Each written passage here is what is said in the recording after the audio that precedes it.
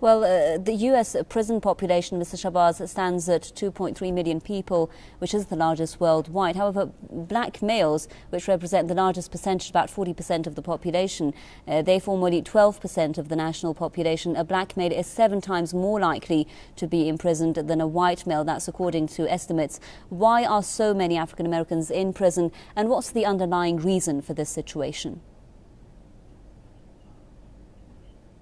I mean, it's a continuation of institutionalized racism. See, what happened, they didn't have so many prisons here in the United States during slavery. And when they so-called abolished slavery, that's when they came up with this prison industrial complex. The United States has more people incarcerated than anywhere else in the world. It has more people incarcerated than China. And China has the most people in the world. Matter of fact, if you were to take the prison population in all the other countries of the world and you were to combine them together, I don't think it would equal the amount of people who are incarcerated here in the United States of America. It's correct. The so-called African American makes up less than 12% of the population of the United States. Yet no matter what state you go to, you'll see that the majority of the prisoners within any prison population, the majority of them are black and Hispanic.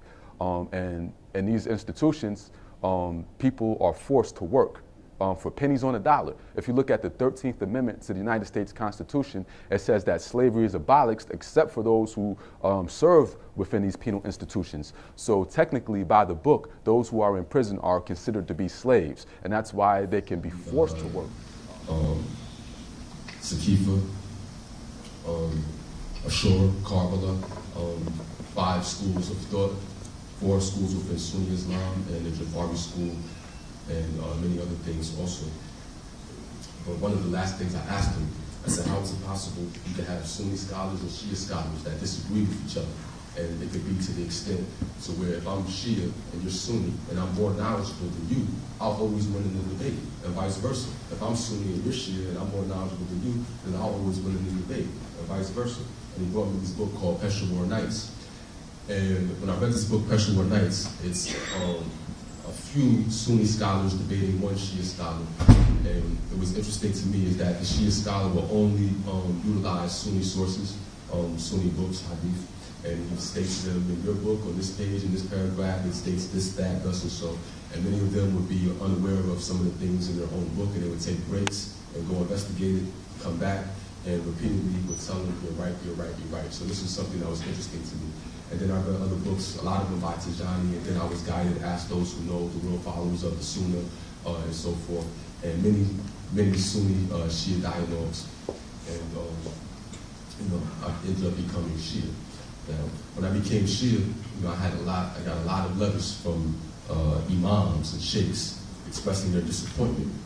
And many of them would say, how is it possible that you could have became Shia when many of us left the Nation of Islam, or many of us embraced Orthodox Islam through your grandfather, mashallah. And I always explain the history of Musa with Pharaoh, and when Musa with Pharaoh, and when Moses brought the message to Pharaoh, Pharaoh and his people rejected that message, and they said to him, to Musa, peace be upon him, how can we accept what you bring us when what we practice is what our parents practice and their parents and all of our ancestors? We practice what all of our ancestors practice, so why should we embrace or accept what you bring us? And they rejected the message of Musa. And we all know what their fate was. They're in the hellfire. So I said this to say that we can't ever really embrace something or continue to be something just because it's what our parents were or because it's what the majority of the people around us are. It's the duty, especially for the Muslims, it's the duty for every Muslim, man and woman, to seek knowledge from the cradle to the grave and as far as China. Though unfortunately today, many people have a disposition towards real research. And let me also say this. In the Quran, Allah states, I made nations and tribes so that you may get to know one another. And it also states, woe to those who break themselves off into sects and only party and rejoice with those of which they consider their own. So if you have these brothers over here, we're Shia and everything else is better, that's no good. Or we're Sunni and we don't associate with the Shia. No, this is no good. Or we're Christian and everybody else is wrong. These things are no good. We all should meet up on common points of interest. One of the things I often say is that I'm not trying to wear your T-shirt, and you don't have to try to wear my T-shirt. But it's important that we're able to meet up on common points of interest. If we know that we've all agreed on issues of police brutality or whatever issue may be, if we know that we have these things in common, then these are the things that we should focus on, our common points of interest. And in Islam, we all have.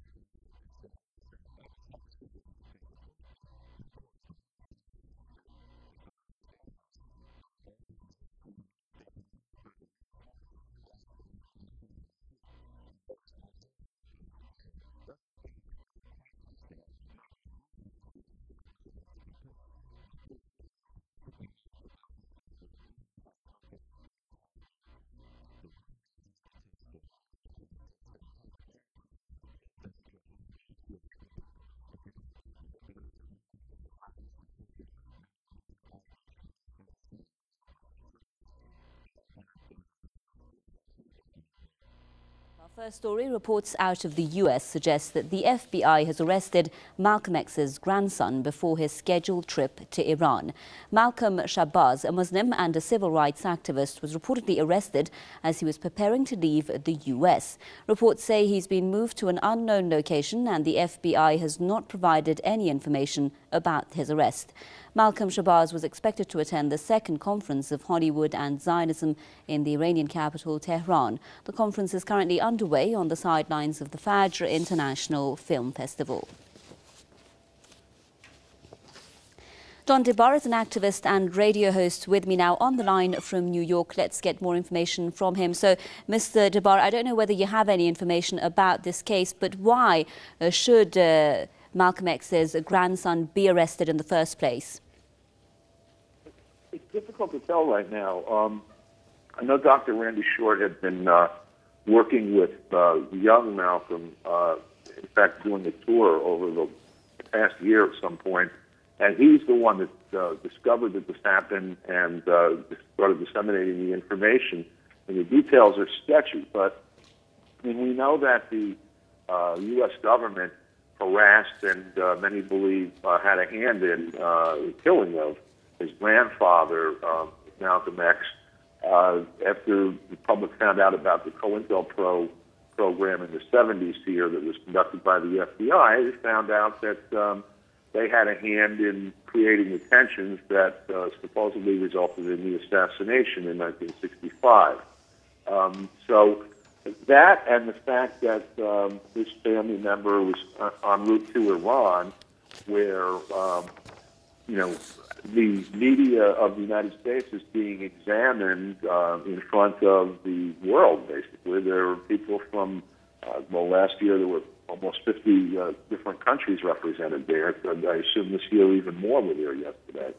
And someone with let's be frank, someone with the name recognition of Malcolm X could certainly lend weight in international media to any statements that come out that are critical. I mean, Senator Mike Lavelle was there, and he had,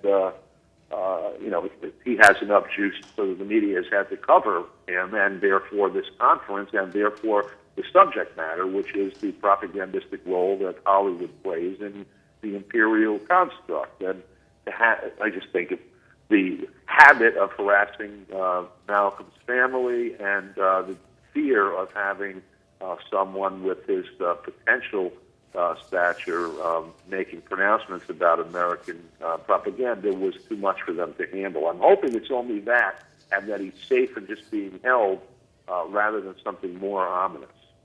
Mr. Don DeBar, activist and radio host with us there on the line from New York. Thank you very much, Mr. Don DeBar. Peace.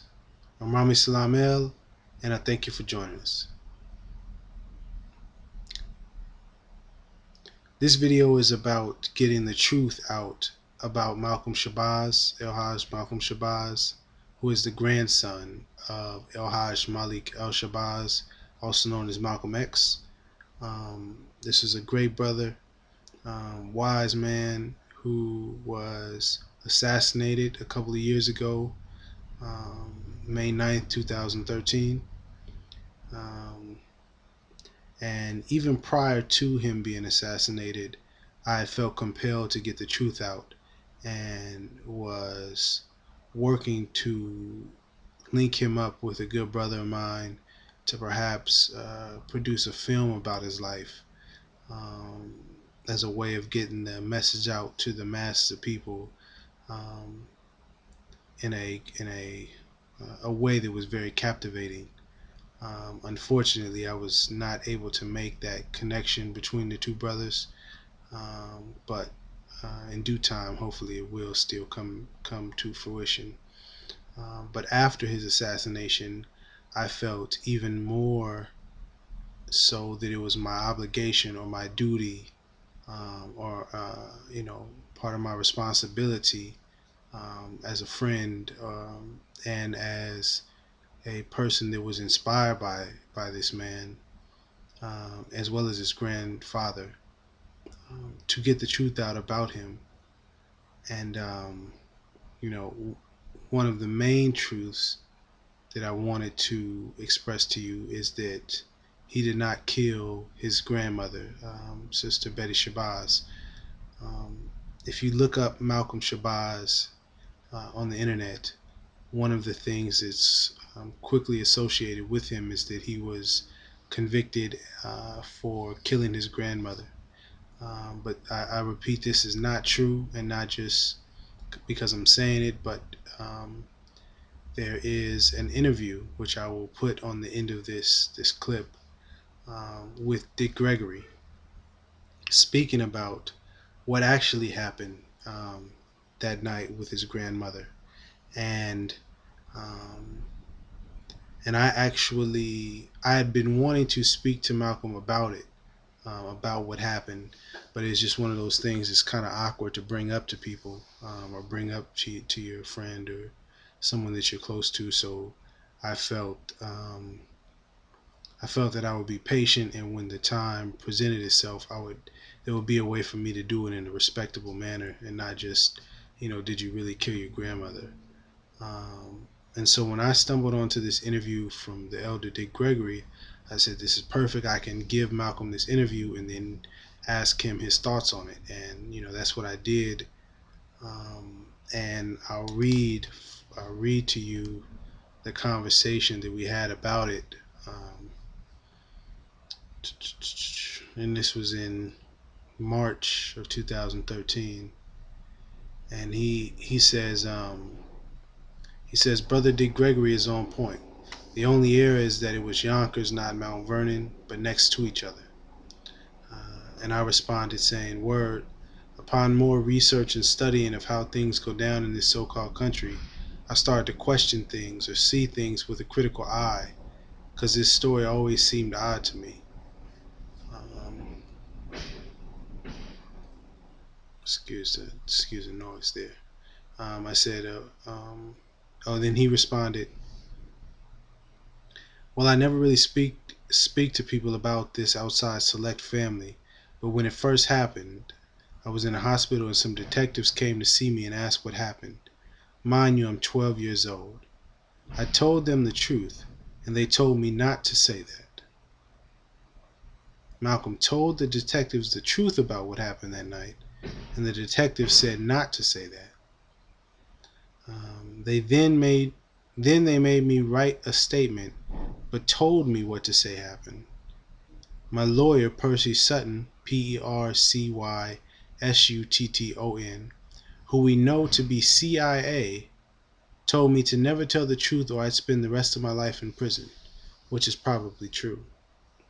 I don't know how Dick Gregory knew about the hooded men and whatnot. I said, damn. And then he said, then I was sent into this program way in the middle of nowhere in Massachusetts, where they would make me say I did all this shit and I ain't do. Told me if I do not own up, quote unquote, own up to my actions, I will not get out of this facility prison program. So I was made to say I did shit I didn't, and after saying it for so long, that's just what that's what it is. And I responded saying, that's wild and unfortunately not surprising. However, in due time, the truth will be known to all. And he responded saying, I have some very powerful enemies, but I'm still here though.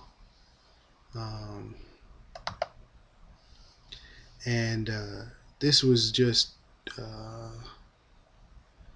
it was heavy to me for several different reasons. The main one being that, he was fighting for our people and, following in his grandfather's footsteps in a lot of ways.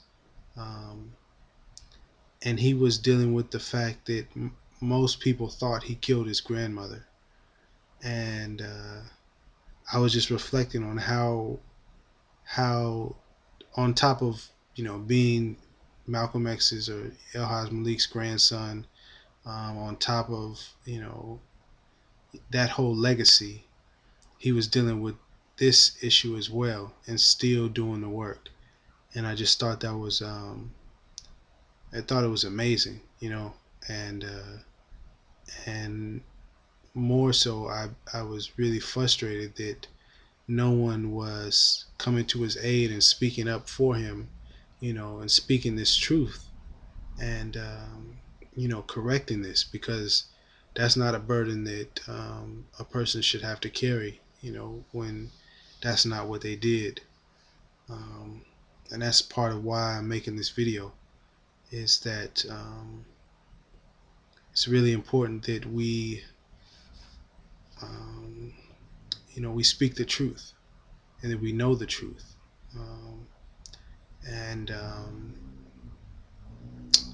yeah, I apologize if I'm not able to articulate myself the way I normally have, or in the most effective manner. It's just that whole situation was a catalyst for a lot of things that would happen, with myself in this Moorish movement, and the work that I'm doing now. And so it's a bit difficult to speak about. Um, yeah, I think what I'll do now is I'll play a clip. I'll play the clip of Dick Gregory explaining, um, you know, from his perspective what happened, so that you can hear what Dick Gregory said, and understand what Malcolm was saying, about Dick Gregory being right about everything except for the location, and how did he know about the hooded men.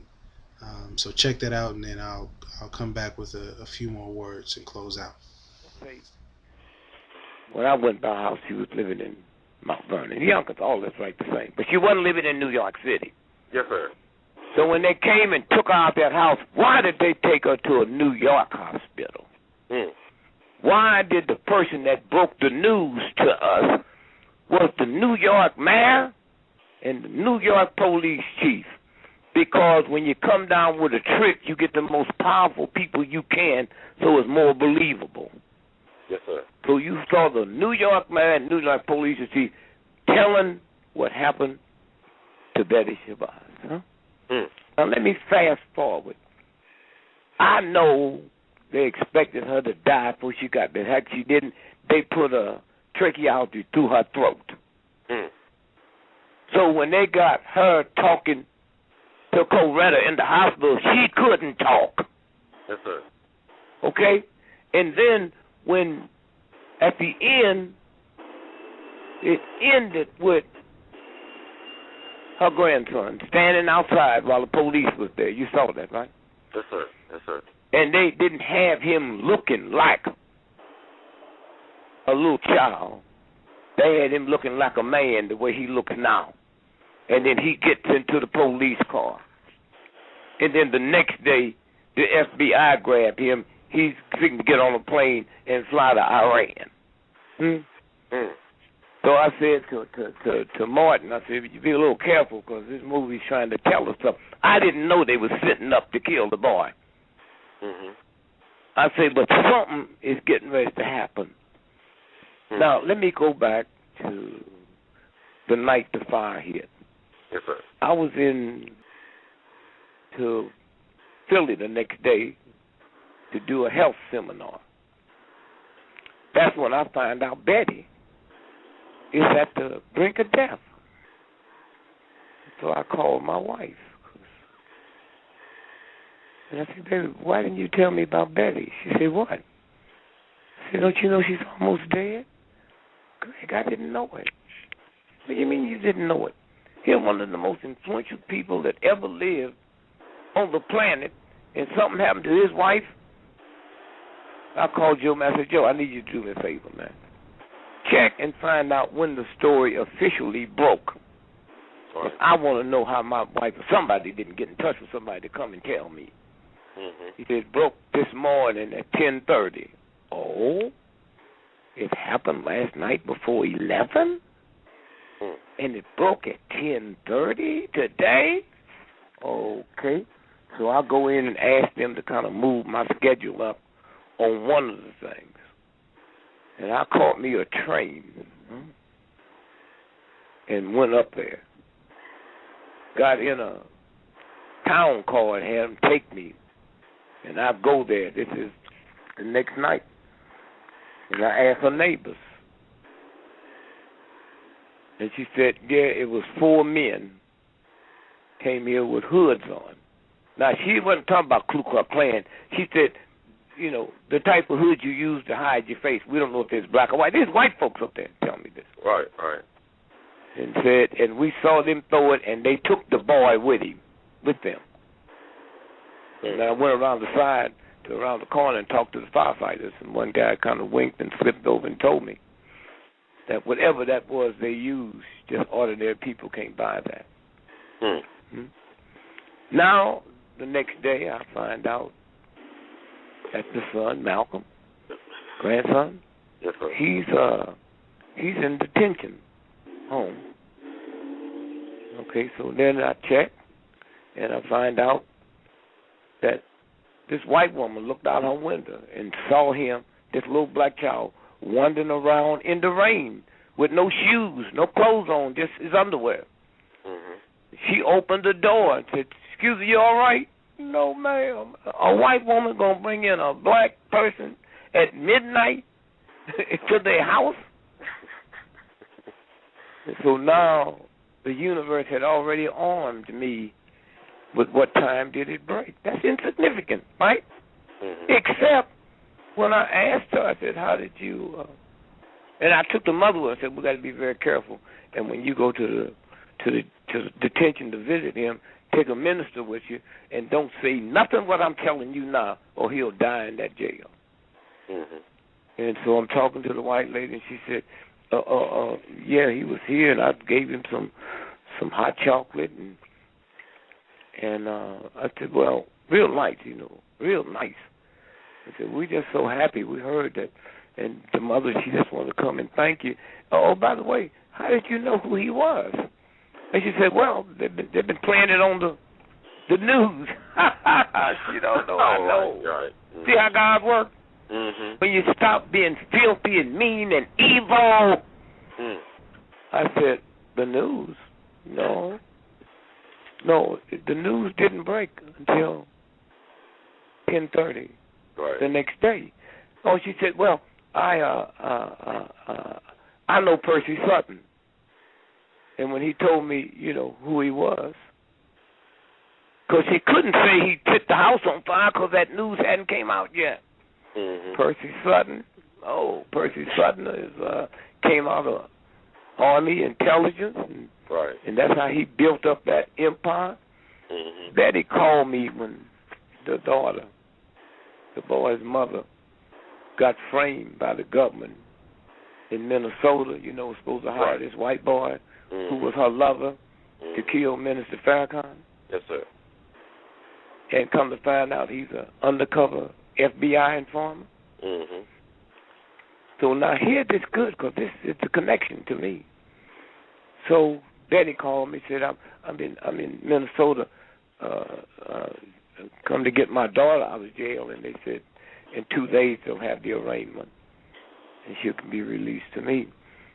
And she said, I'm here with Bill Consular, the lawyer that's supposed to be so good with civil rights and all of that. And 90% of his cases was mob cases and drug cases with the mob. He's nothing but a punk bug. And so she called me 2 days later crying and screaming. She said, Bill Consular and Percy Sutton, some kind of way, they locked me in my hotel room and went over there and arraigned my daughter without me. Did you hear me? No. Without me. Now let's fast forward. The woman said, Percy Sutton. She called him. Now, they don't know, I know what really happened. Some of his friends called me last week, and I don't know if they said he heard the tape on your show or some show, what I just told you. And listen. He said, Mr. Gregory's the most honest man. This is what he told him. Honest man in the world. He said what he said, that's what happened. Now, he was there. Huh? So now we go up to last Friday, Thursday. Yes, sir. And the only paper that broke the news before any white folks was the Amsterdam News. Mm-hmm. And they didn't print on that day. Yes, sir. But this was a friend of the family, they thought. This woman, this PR woman. Yeah, Trini Williams, I believe. I think it was her name. Yeah. Okay. So it goes out all over the world. Mm-hmm. And then it says the Amsterdam News. So all at once now they're going to let a black person break it. Mm. And every time I heard it that night, which wasn't that much, they was talking about, you mean nobody confirmed this with the American Embassy? Huh? Mm. A black paper in New York?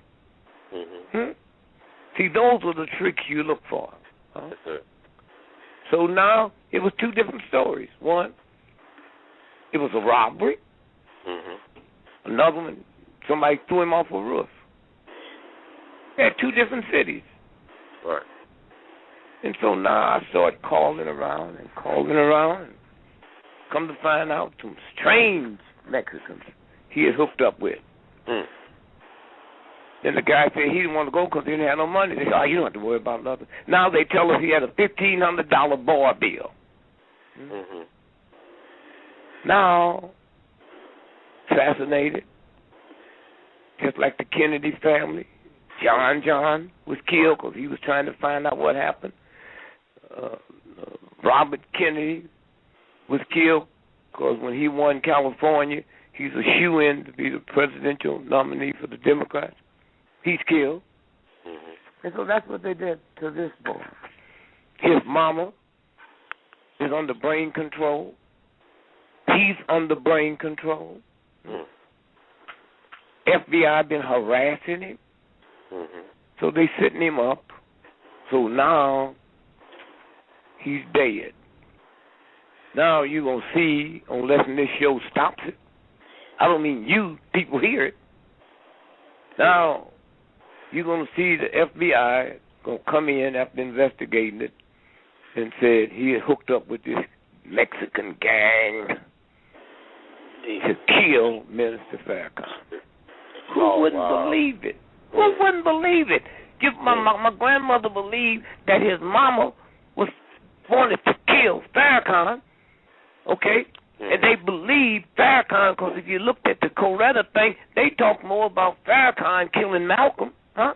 Mm-hmm. Because they don't know the high echelon. A private can't make a decision to kill a foreign military officer because that's not like the chain of command. Mm-hmm. The chain of command, Elijah Muhammad would have to make that decision, not a minister. Mm. Okay? And so consequently now, if they wiped out Farrakhan and then they came out and said, we was trying to warn him, he didn't want protection because... I just want to interject with the Malcolm Shabazz thing. I want to share this with you because this is important. Please, yeah. Because Malcolm Shabazz, he heard our interview. I put it out on YouTube. You talking about the bed in Coretta back in February. He actually put it on his main website. He tweeted it on his Twitter. And this is what he told people and companies what you said was correct. This is a email I got a couple of days ago from a friend of Malcolm Shabazz. It's dated March 25th. I want to read this to you and have you respond to this because this is very important. Because Brother Malcolm said this. This is from March 25th of this year, 2013. He said, Brother Dick Gregory is on point. Only error is that it was Yonkers, not Mount Vernon, but next to each other. Okay. But here's what he said. What? But I want you to hear this because this is why you are such a gem. Well, this is what Malcolm said. Well, I never really speak to people about this outside some Lake Found. But when it first happened, I was in the hospital, and some detectives came to see me and asked me what happened. Mind you, I'm 12 years old. I told them the truth, and they told me to not say that. Then they made me write a statement, but told me what to say happened. My lawyer, Percy Sultan, Percy Sultan, who we know to be CIA. Now, he said, who we know to be CIA, told me to never tell truth or I'll spend the rest of my life in prison, which was probably true. He said this, I don't know how did Gregory know about the hooded man and whatnot. Mm-hmm. Then I was sent into this program way in the middle of nowhere in Massachusetts where they would make me say I did all this shit I ain't do. And I told me if I did not own up to my actions, I would not get out. So I was made to say I did shit I didn't, and after saying it for so long, shit, so that's what it is. I have some very powerful enemies. And like I said, but I'm still here, though. Would you do me a favor? Is that all of it? Yeah, I'm just saying, I'm reading what he said. Yeah. I want you to repeat that. No, I know. Wait one minute.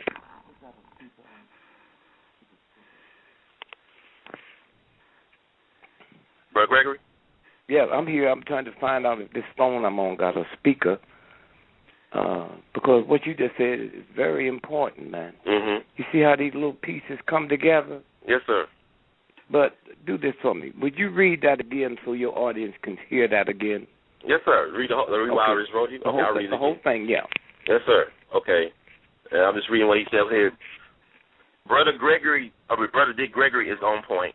Only error is who it is. Tell me what you read. This is Malcolm Shabazz. This is the grandson of Malcolm X. This is Malcolm Shabazz back in March 25th, talking about the video he listened to that I posted with Dick Gregory. He listened to the video of what I told you. Yes, sir. About and then here's what he put out. Listen. Yes, sir. Listen. So he said, Brother Dick Gregory is on point. Only error is that it was Yonkers, not Mount Vernon, but next to each other. And he said, well, I never really speak to people about this outside select families. But when it first happened, I was in the hospital, and some detectives came to see me and asked me what happened. Mind you, I'm 12 years old. I told them the truth, and they told me to not say that. Then they made me write a statement, but told me what to say happened. My lawyer, Percy Sutton, who we know to be CIA, told me to never tell truth or I'll spend the rest of my life in prison, which was probably true. I don't know how Dick Gregory know about the hooded man and whatnot. Then I was sent into this program way in the middle of nowhere in Massachusetts where they would make me say I did all this shit I ain't do and told me if I did not own up to my actions, I would not get out. So I was made to say I did shit I didn't, and after saying it for so long, shit.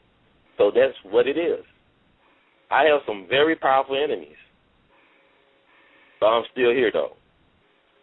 But that was like, March 25th this year. Now he's dead. A week later. For May 9th. Mm-hmm. Thank you much. In closing,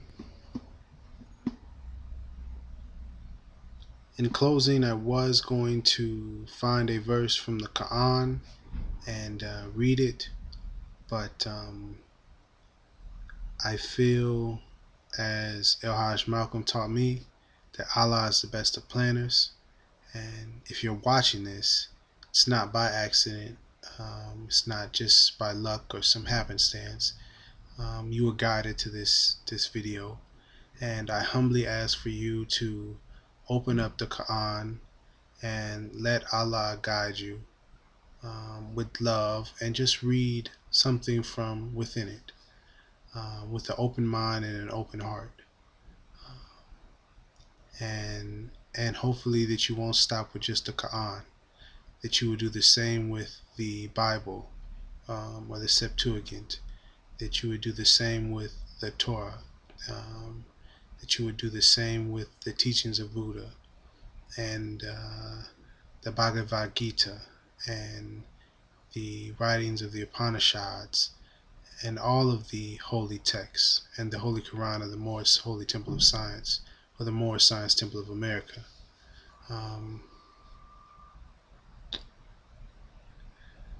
We're in some days and times that are looking pretty grim in certain aspects, and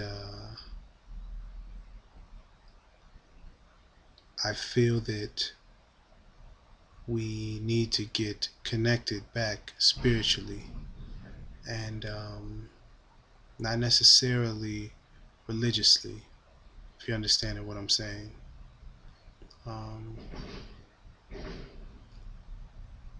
But I'm getting off track. So above all, just move with love, and I thank you for watching. Peace.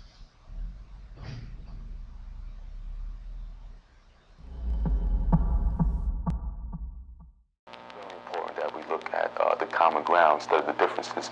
And if you were to have Muhammad, Jesus, Moses, Abraham, peace be upon them, all in the same room, they wouldn't be arguing with each other, debating each other, because they were all in the same team. They had the same message. They had the same Lord. But many times it's the people, it's us that get this message confused. Get down with the team, presence greener on that other side. If you know what I mean, I'll show you. Get down with the team. So low, studio. You know what I mean. Get down with the team, presence greener on that other side. If you know what I mean, I'll show you. You rolling solo, time to get down with the team. The grass greener on that other side. If you know what I mean. Sub black, you know I rep that red and green. Word and over Drew Island. 1900, he back on the scene. 100 years more, time to get our eyes clean. The time is now, we see it all. We seen us, and we seen the falls. If she twerking ass, that mean we falling off. Ain't no ducking when the motherfucking love off. What I'm saying is deeper than what I'm saying, but saying won't get you to know, if you know what I'm saying. Let that simmer, run it back. I say we got a prophet and they tell me where he at. That's when I show them the Quran. Then they tell me I ain't fucking with Saddam. Silly Negro, please stop playing games on the rise, my G. Rolling solo, time to get down with the team. The great greener on that other side. If you know what I mean. Get down with the team. Grass is greener on that other side. If you know what I mean, I'll show you. You been rolling solo, time to get down with the team. The grass greener on that other side. If you know what I mean. Get down with the team. You know what I mean.